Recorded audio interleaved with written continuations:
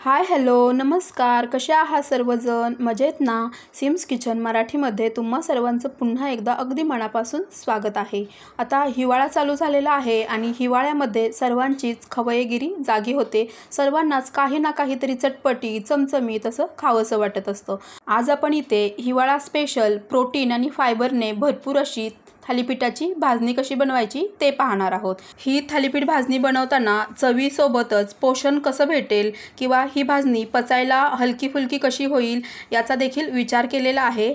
या पद्धतीने जर आपण भाजणी बनवली तर आपण यापासून थालीपीठ तर बनवू शकतो, शिवाय धिरडे बनवू शकतो, इडली बनवू शकतो, आप्पे बनवू शकतो आणि डोसा सुद्धा बनवू शकतो। शिवाय ही भाजणी आपण 2 ते 3 महिने अगदी आरामात स्टोअर करू शकतो। त्यामुळे सकाळच्या घाईमध्ये आपण नाश्त्यासाठी थालीपीठ बनवू शकतो किंवा मग मुलांना टिफिनसाठी सुद्धा देऊ शकतो। पूर्ण टिप्ससह हा व्हिडिओ मी तुमच्यासोबत शेअर केलेला आहे, त्यामुळे अगदी स्किप न करता शेवटपर्यंत पहा। चला तर सुरुवात करूया। आज आपण इथे 1 किलोच्या प्रमाणात भाजणी बनवणार आहोत। घरातील कोणतीही अशी आपल्याला एक वाटी घ्यायची आहे आणि त्यांनी सर्व साहित्य मोजून घ्यायचं आहे। इथे आपण हिवाळा स्पेशल भाजणी बनवतोय, त्यासाठी आपल्याला बाजरी ही जास्त प्रमाणात इथे वापरायची आहे। इथे मी या वाटीने 2 वाट्या एवढी बाजरी घेणार आहे। बाजरी ही उष्ण असते, त्यामुळे थंडीपासून आपलं संरक्षण होतं। त्यामुळे हिवाळ्यामध्ये शक्यतो जास्तीत जास्त बाजरीचे पदार्थ हे खाल्ले जातात। जिथे जास्त थंडी पडते त्या ठिकाणी तरी ही बाजरी आवर्जून खाल्ली जाते। तर इथे मी 2 वाट्या एवढी बाजरी घेतलेली आहे। त्याच वाटीने आपल्याला 1 वाटी एवढे गहू घ्यायचे आहेत आणि 1 वाटी चणा डाळ घ्यायची आहे। चणा डाळ घेण्याऐवजी आपण इथे अख्खे चणे घेतले तरी सुद्धा चालू शकतात। त्याचबरोबर 1 वाटी नाचणी आपल्याला इथे घ्यायची आहे। नाचणी ही अत्यंत पौष्टिक असते, त्यामुळे भाजणीमध्ये नाचणी ही अवश्य वापरावी। 1 वाटी एवढी ज्वारी आपण इथे घेतलेली आहे। त्याचबरोबर अर्धी वाटी एवढी मसूर डाळ आपल्याला घ्यायची आहे आणि अर्धी वाटी मूग डाळ मी इथे घेतलेली आहे। 1 वाटी कोणतेही तांदूळ आपल्याला इथे घ्यायचे आहेत।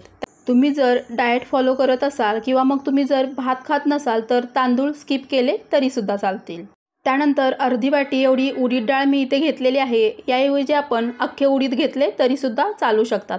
उडीद डाळीमुळे आपले थालीपीठ हे अगदी खमंग आणि एकदम चविष्ट असे बनून तयार होतात। त्यानंतर आपल्याला इथे 1 वाटी एवढे जाडे पोहे घ्यायचे आहेत।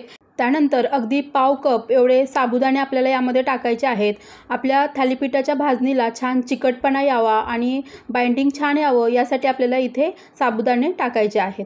त्यानंतर 1 वाटी एवढे धणे आपल्याला इथे टाकायचे आहेत। धण्यामुळे आपली थालीपीठ भाजणी ही एकदम खमंग अशी बनून तयार होते। त्यानंतर 2 मोठे चमचे एवढे जिरे आपल्याला यामध्ये टाकायचे आहेत आणि 1 मोठा चमचा एवढे मेथीदाणे आपल्याला इथे टाकायचे आहेत। हिवाळा स्पेशल भाजणी आपण बनवतोय, त्यामुळे मेथीदाणे हे थोडे जास्तच प्रमाणात टाकायचे आहेत। त्याचबरोबर 2 मोठे चमचे बडीशेप मी इथे टाकलेले आहे आणि 2 चमचे एवढा ओवा आपल्याला इथे टाकायचा आहे। धने, जिरे, बडीशेप यामध्ये आपण वापरलेले आहे, त्यामुळे ही भाजणी चविष्ट तर होतेच, शिवाय यापासून आपण जो पदार्थ बनवतो तो सुद्धा पचायला अगदी हलका होतो। त्यानंतर आपल्याला इथे 1 चमचा एवढे मिरे टाकायचे आहेत। मिऱ्यामुळे सुद्धा आपली भाजणी ही अत्यंत चविष्ट अशी बनून तयार होते। ही भाजणी बनवतानाच आपण यामध्ये धने, जिरे, बडीशेप, ओवा, मेथीदाणे आणि मिरे टाकलेले आहेत, त्यामुळे नंतर थालीपीठ बनवताना या पद्धतीचे मसाले वापरण्याची काही सुद्धा गरज नाही। सर्व साहित्य आणि त्याची लिस्ट मी डिस्क्रिप्शनमध्ये दिलेली आहे, तुम्ही डिस्क्रिप्शन नक्की चेक करा। यानंतर हे सर्व आपल्याला छान असं मिक्स करून घ्यायचं आहे। मी इथे मसाले सुद्धा यामध्येच टाकलेले आहेत आणि यामध्येच मिक्स केलेले आहेत। याऐवजी तुम्ही हे सर्व मसाले बाजूला घेऊन ते सुद्धा भाजून घेऊ शकता आणि हे धान्य बाजूला घेऊन ते सुद्धा वेगळं भाजू शकता, पण मी मात्र इथे सर्व एकत्र केलेलं आहे। इथे पाहू शकता तुम्ही ही किती कलरफुल अशी भाजणी दिसत आहे। जेव्हा यापासून आपण कोणता पदार्थ बनवतो तो सुद्धा अगदी पोषण मूल्यांनी भरपूर असा बनून तयार होतो। गॅसवरती मी एक कढई गरम करत ठेवलेली आहे। आपल्याला इथे जाड बुडाची कढई वापरायची आहे। अगदी मंद आचेवरती आपल्याला ही थालीपीठ भाजणी छान अशी खरपूस अशी भाजून घ्यायची आहे। इथे ही भाजणी बनवताना आपण यामध्ये वापरलेलं सर्व साहित्य किंवा सर्व जे धान्य आहे ते एकदम पौष्टिक आहेत, त्यामुळे यापासून बनणारा पदार्थ सुद्धा अगदी पौष्टिक असा बनून तयार होतो। याला सतत असं हलवत राहायचं आहे, जेणेकरून आपली ही भाजणी किंवा हे धान्य खाली करपणार नाही। याची पहिली बॅच आपली भाजून झालेली आहे आणि याचा सुगंधसुद्धा अगदी छान सुटलेला आहे।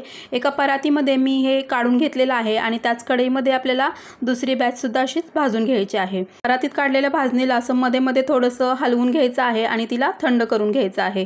बऱ्याच जणांकडे असं होतं की मुलं नाचणीच्या किंवा बाजरीच्या भाकरी खायला तयार होत नाहीत, पण अशा पद्धतीने जर भाजणी बनवताना त्यामध्ये आपण नाचणी किंवा बाजरी वापरली तर त्यांना कळतसुद्धा नाही आणि आपोआपच ते त्यांच्या पोटातसुद्धा जातं। त्यामुळे मुलं जर कोणते पदार्थ खात नसतील किंवा कोणत्या डाळी खात नसतील तर त्यासुद्धा डाळी या भाजणीमध्ये आपण ॲड करू शकतो। इथे आपण सर्व भाजणी भाजून घेतलेली आहे, एकदम मंद आचेवरती खमंग अशी भाजून ही तयार झालेली आहे। याला छान असं थंड होऊ द्यायचं आहे आणि चक्कीवरून थोडंसं जाडसर असं दळून आणायचं आहे। इथे पाहू शकता तुम्ही, या पद्धतीने आपल्याला दळून आणायचं आहे।